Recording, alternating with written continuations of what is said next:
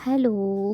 लग्नानंतर होईलच प्रेम या मालिकेच्या एपिसोड रिव्ह्यूजमध्ये आपलं स्वागत आहे.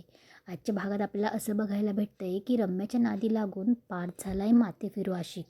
काव्यार्थच्या नात्यात पुन्हा ब्रेक आणि जीवानंदिनीला जेनजींचा सल्ला. आजच्या एपिसोडमध्ये रम्या एक प्लॅन करते आणि रम्याच्या या प्लॅनला यश येतं.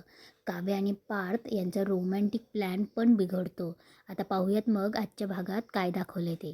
लग्नानंतर होईलच प्रेम या मालिकेच्या आजच्या एपिसोडमध्ये पार्थ आणि काव्याच्या प्लॅनिंगनुसार जीवा आणि नंदिनी कॅफे मिलनमध्ये पोहोचतातच आणि दोघांचाही एकमेकांबाबत गैरसमज झालेला असतो. नंदिनीला वाटतं की तिला जीवाने बोलवलं आहे, तर जीवाला वाटतं की नंदिनीनेच त्याला बोलवलं आहे. दोघेही मनातल्या मनात एकमेकांबद्दल बोलत असतात, पण उघडपणे काही बोलत नाहीत. शेवटी जीवा बोलतो की तू मला एवढं भेटायला बोलवलं आहेस, मग बोल. असं मनातल्या मनात बोलायचं नसतं आणि बोलायचंच होतं तर मग बोलवलंच कशाला. तेव्हा नंदिनी बोलते की मी नाही, उलट तुम्ही मला बोलवलं आहे आणि मी दिवसभर माझा फोनही वापरला नव्हता. तेव्हा जीवासुद्धा बोलतो की मी सुद्धा माझा फोन वापरला नव्हता, मी तर माझा फोन दादाला आणायला सांगितलेला. तेव्हा जीवा असं बोलणार तेव्हा जीवाचीही ट्यूब पेटते आणि नंदिनीची. तेव्हा जीवा बोलतो दादाला फोन मी आणायला सांगितला होता. नंदिनीसुद्धा बोलते की मीही माझा फोन काव्याला आणायला सांगितलेला. तेव्हा त्यांच्या लक्षात येतं की म्हणजे या दोघांचा फोनावरून त्या दोघांनी एकमेकांना मेसेजेस केले म्हणून.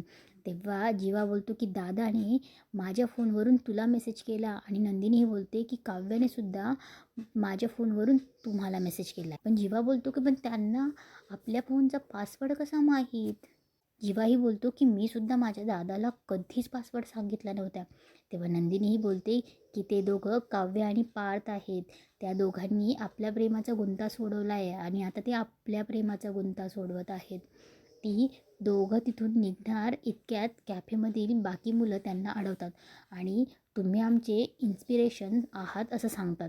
दुसरीकडे रम्याने पार्थच्या डोक्यामध्ये खोळं भरलेलं असतं, म्हणून तो काव्याला काय गिफ्ट द्यायचं याचा विचार करत असतो. तेव्हा अचानक त्याचं बोट कापतं. तो पेन्सिलने शार्प करत असतो, ब्लेडने पेन्सिल, आणि अचानकच ते हातामध्ये त्याच्या ब्लेड घुसतं आणि रक्तही यायला लागतं. आणि मग तेव्हा त्याच्या डोक्यात येतं की आपण असंच काहीतरी गिफ्ट दिलं पाहिजे, की आपल्या रक्ताने काव्यासाठी काहीतरी लिहिलं पाहिजे. तेव्हा पार्थ विचार करत असतो. तेव्हा पार्थच्या लगेच लक्षात येतं की पार्थने तिचं एक स्केच बनवलेलं असतं आणि ते स्केच खूप सुंदर असं काव्याचं बनवलं असतं.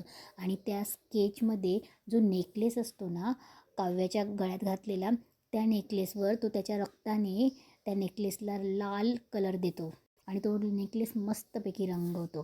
काव्या रूममध्ये येते आणि ती खूप रोमॅन्टिक मूडमध्ये असते आणि ती पटकन दरवाजा लावते आणि ती पार्थजवळ येते. पण आधी तिने आपला पोपट केल्यामुळे पार्थ थोडा तिच्यावर चिडलेलाच असतो आणि नाटक करत असतो. तरी काव्या त्याला म्हणवते. सकाळी तिने पार्थला किस करून गुड मॉर्निंग गिफ्ट दिलेलं असतं. आता तिलासुद्धा गिफ्ट हवं असतं, पण त्याआधी पार्थ तिला त्याच्या रक्ताने काढलेलं स्केच दाखवतो.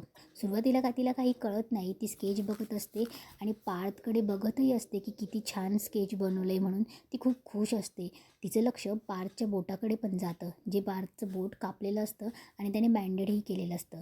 तेव्हा सगळी गोष्ट तिच्या लक्षात येते आणि ती लक्षात येते म्हणजे पार्थला ती विचारते की तुम्हाला हे लागलं आहे, आणि पार्थ तिला सांगतोही या स्केचमध्ये मी माझ्या रक्ताने तुमचा नेकलेस रंगवला आहे म्हणून. तेव्हा काव्याला खूप राग येतो. काव्य खूप नाराज होते आणि त्याच्या कानाखाली एक जोरात वाजवते आणि त्याला बडबडही करू लागते की तुम्ही माझ्यासाठी स्वतःच्या रक्ताने स्केच काढलं, तुम्हाला वाटलंच कसं की हे सगळं मला आवडेल, तुम्हाला इजा झालेली मला चालेल का कधी. नुकताच तुमच्यावर होणारा वार मी स्वतःवर झेलला होता, मी त्यातून नुकतीच बाहेर आली आहे आणि तुम्ही पुन्हा हे केलं, मी तुमच्यासाठी असं करू का, मग तुम्हाला चालेल का. तेव्हा पार्थ बोलतो नाही, तुम्हाला इजा झालेली मला बिलकुलही चालणार नाही. यावर काव्य म्हणते की मग तुम्हाला वाटलंच कसं की तुम्हाला इजा काही झालं तर मला ते चालेल म्हणून. आता मी सुद्धा माझा हात कापून घेते आणि तुम्हाला रक्ताच्या हाताने पत्र लिहिते, तेव्हा तुम्हाला कळेल. काव्या ब्लेड घ्यायला जाते तेव्हा तो तिला अडवतो. काव्य भयंकर चिडलेली असते. ती पुन्हा रागात तिथून निघून जाते. पार्थ तिला थांबवण्याचा प्रयत्न करत असतो. हे सगळं रम्या लपून पाहतच असते. तिने आपल्या आईला सांगितलेलं असतं की मी काव्य आणि पार्थचा व्हॅलेंटाईन डे खराब करण्यासाठी एक मस्त प्लॅन केला आहे म्हणून. हाच तो प्लॅन असतो आणि ती मुद्दाम त्या दोघांमध्ये दुरावा आणण्याचा प्रयत्न करत असते. काव्याने रूम आतून बंद केलेला असतो, त्यामुळे बाहेरून पार्थ तिला मनवण्याचा प्रयत्नही करत असतो. तेव्हा रम्या आगीत तेल ओतायला तिथे आलीच असते.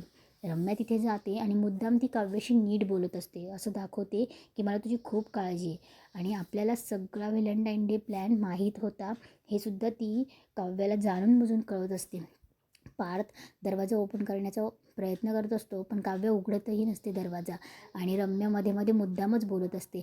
आणि जेव्हा रम्याला कळतं की पार्थने जेव्हा काव्याला कळतं की पार्थने आपला व्हॅलेंटाईन डेचा बाहेर जेवायला घेऊन जाण्याचा प्लॅन हा रम्याला सांगितला आहे म्हणून, तेव्हा काव्याला आणखी राग येतो आणि ती बोलते की पार्थ, तुम्ही सगळा प्लॅन मला बाहेर घेऊन जाण्याचा रम्याला सांगितला. रम्या पार्थचा हात पाहते तेव्हा तिला दिसतं की त्याच्या हाताला इजा झालेली आहे. तेव्हा ती त्याची काळजी करू लागते, पण हे सुद्धा काव्याला आवडत नाही. त्यामुळे त्यांच्यात आणखी भांडणं होतात. दुसरीकडे जीवा आणि नंदिनी जेनजी मुलांसह गप्पा मारत असतात आणि त्यांना प्रेमात कसं वागावं आणि कसे नाही याबद्दल काही गोष्टी सांगतात. नेमकं तेव्हाच नंदिनीच्या बाबा तिथे येतात. ते प्रचंड चिडलेले असतात. दोन्ही जोडप्यांमध्ये व्हॅलेंटाईन डेच्या त्याच दिवशी नेमक्या अडचणी आलेल्या असतात. नंदिनीचे बाबा भयंकर चिडलेले असतात जीवाबरोबर नंदिनीला पाहून आणि ते जबरदस्ती तिला तिथून घेऊन जातात. आणि इथेच आजचा एपिसोड संपतो.